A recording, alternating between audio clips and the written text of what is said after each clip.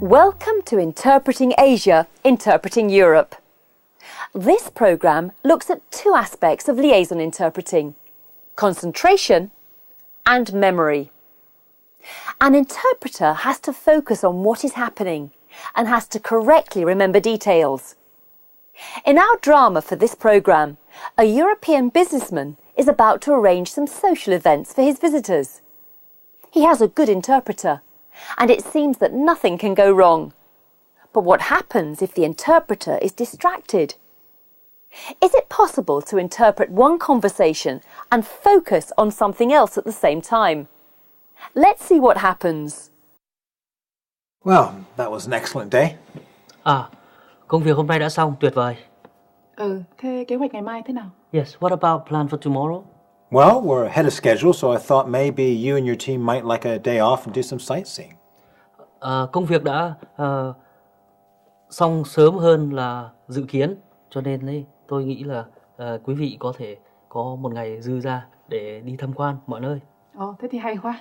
Last year, we took our Vietnamese guests to a place called Greenwich, which is on the River Thames. It's where the famous Maritime Museum is, and of course, very famous for Greenwich Mean Time. In Greenwich, you can have one foot in the Eastern Hemisphere and one foot in the West.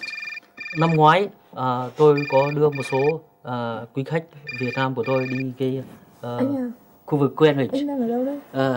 Họ ở đấy tham quan cái chỗ thuyền Catisac, với lại có thể một chân đạp ở bán cầu đông và một chân em không biết.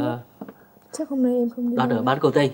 Em chỉ ở nhà thôi. Greenwich. Nghe nói ở đó có nhà bảo tàng hàng hải rất nổi tiếng. Greenwich. I heard that there is a famous maritime museum there. That's right. So what we'll do is we'll pick you up at 8:30 a.m. sharp from the side entrance of the Metropole Hotel. Chúng tôi bố trí có xe đón quý vị vào 8 giờ 30 phút ở cái hotel Metropole Hotel đó đấy. And we'll take you to the center of London, which is Westminster, and there you'll catch a boat to Greenwich, and you will see some historical sites like London Bridge, Tower of London, Tate Modern, Canary Wharf. Xe đó sẽ đưa quý vị đến trung tâm London, chỗ gọi là Westminster, chỗ đó là những cái khu vực lịch sử, có nhiều cái chỗ hay ở đấy, và nó có cái viện triển lãm tranh dầu Tate ở đó đấy.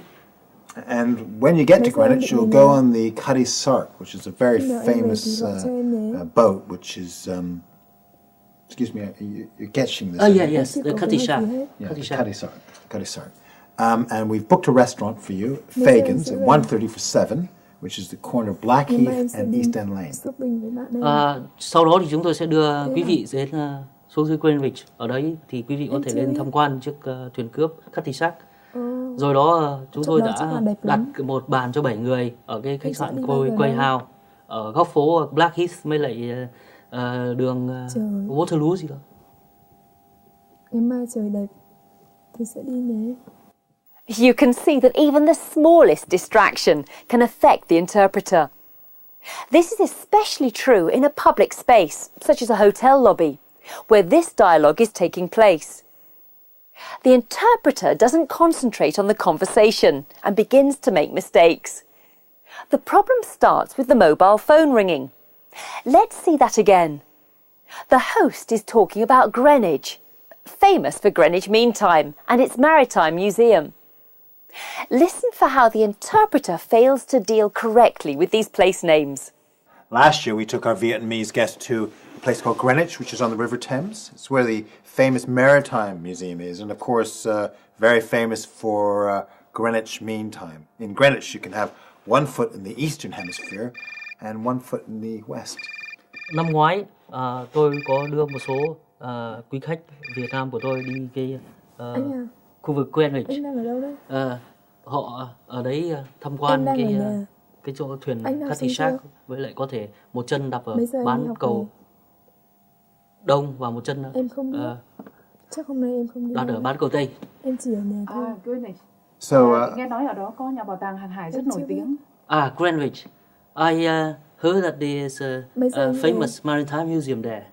Quite clearly, the host is confused. He has already mentioned the Maritime Museum, but it seems that the guest is talking about it for the first time. So what happened? The interpreter was not paying attention, missed out the information, and has caused the confusion. And there's more. Because the interpreter is distracted, he makes serious errors concerning the arrangements for lunch. Listen carefully. And when you get to Greenwich, you'll go on the Cutty Sark, which is a very famous boat, which is... excuse me, you're catching this. Oh, yes, the Cutty Sark. Yeah, Cutty Sark.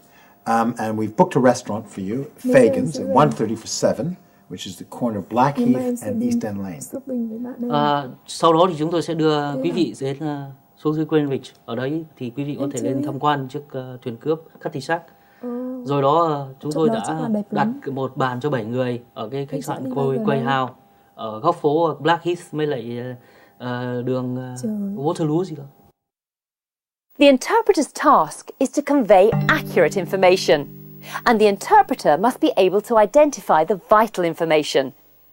If he doesn't focus on the task, then he cannot do it. If he doesn't concentrate, then he cannot remember. So, we have seen how the interpreter must concentrate. Now let's consider memory.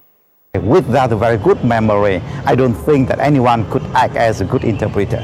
One of the first primary requirements for interpreters, I would name them like listening comprehension, like note-taking, and memorization. And I believe these are three most important skills and requirements. Of course, filming someone using their memory is a little difficult.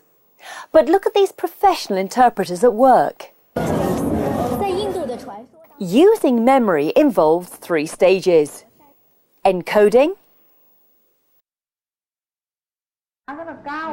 storage,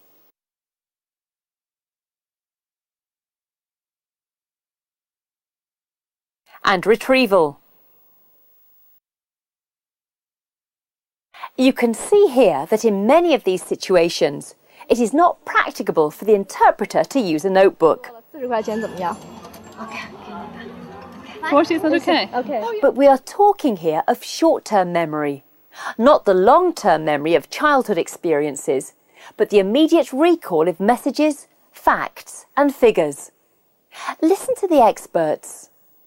To a lay person, an interpreter's ability to remember large chunks of information and details may seem amazing.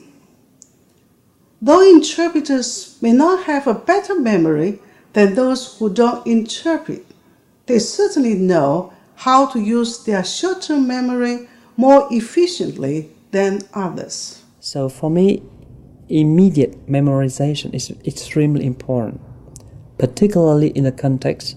Number 1, you are unable to take notes because you are not prepared for that. Number 2, the speaker speaks either very fast, that does not allow you to take note. Or number 3, the circumstances there will not allow you to take note. Either you have to stand, or you're in a corner, you cannot write down, or a lot of, subjective circumstances under which you are unable to take any note at all. Memory skills are among the most important abilities that differentiate an interpreter from a bilingual who doesn't interpret. The fact that we can easily remember the contents of a 2-hour movie but cannot remember what has been said shows that it is easier to remember meaning, and meaning is the focus of memory in interpreting. Now, not everybody has a good memory, but fortunately you can train your memory, and part of the preparations to be a successful liaison interpreter involves training your memory. Memory needs training, and then in training the memory for the interpreters, you've got to do a lot of exercises. The purpose of memory training is to remember more and for longer, so as to expand the limitations of short-term memory, or STM. While it would be unlikely that anyone could enlarge their STM capacity significantly over a short period of time, it is possible to help trainees organize information better, enabling them to store more information and remember it for longer. Since the time when we were the students, we often practice to train our memory by reading the passage in our mother tongues, Vietnamese of course, and in English. And the passage at first was around, just say, 50 words, and then we read the longer and the longer passage, 100, 150, 200, and even we read the passage as long as 400 words or more. One effective way of training students to organize the information better is to do logical analysis of the passages heard. Usually, we start with short, well-organized, and logically structured passages and ask the students to give the information back once they've heard it. We focus first on the gist of the whole passage and the links within it. By remembering the keywords and the logical links, interpreters can recall what was said in the original speech, and the detailed recording can be emphasized at a later stage of training.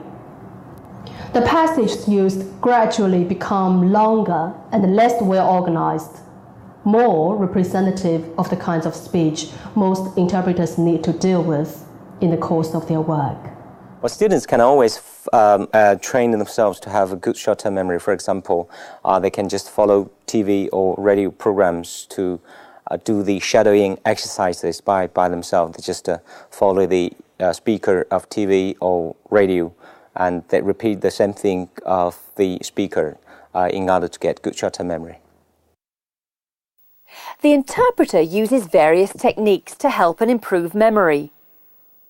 Categorization, generalization, comparison, and mnemonics.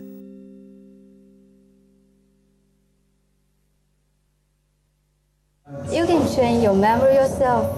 If you want to be a good interpreter, start from now. When you've just heard a speech or talk on TV or radio, or have read a report, a story, or anything that interests you, try to give back as much information as you can.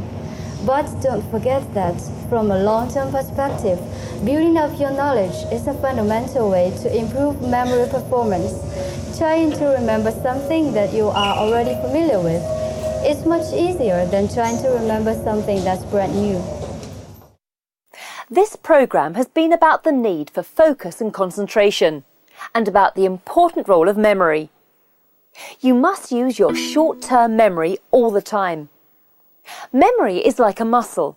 It can be trained. And finally, memory comes first. Your notes back it up. But taking notes is the topic of the next programme. Don't forget to watch it.